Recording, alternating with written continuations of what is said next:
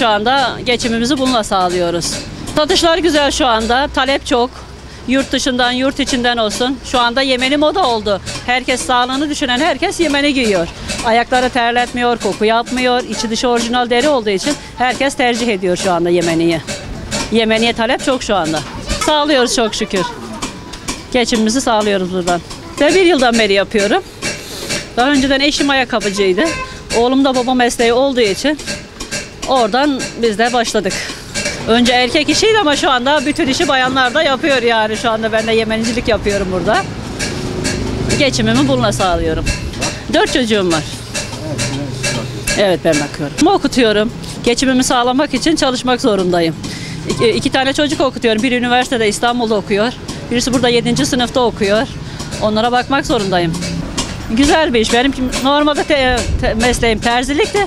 Terzilikten yemeniciliğe terfi ettim. Şu anda güzel zevkle yapıyorum.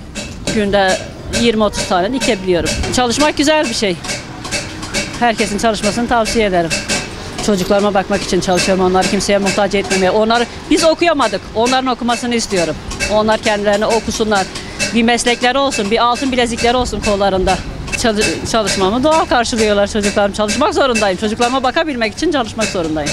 Onlar da yardımcı oluyorlar, destek oluyorlar bana. Çok seviyorum mesleğimi. Severek yapıyorum. Ben burada 6 yıldan beri çalışıyorum.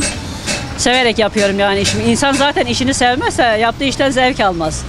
İşinizi severek yapacaksınız ki yaptığınız işin tadını alasınız, zevkini alasınız. Memnun kalıyorlar onlar da. Evet. İyi karşılıyorlar. Bir bayan esnaf olduğum için daha çok seviniyorlar. Abi bir bayanla karşılaştık diyorlar. Seviniyorlar yani. El dikişi tamamen elle yapılan bir şeydir Yemeni. Hangi deriyi kullanıyorsunuz? Keçi derisiyle dana derisi kullanıyoruz.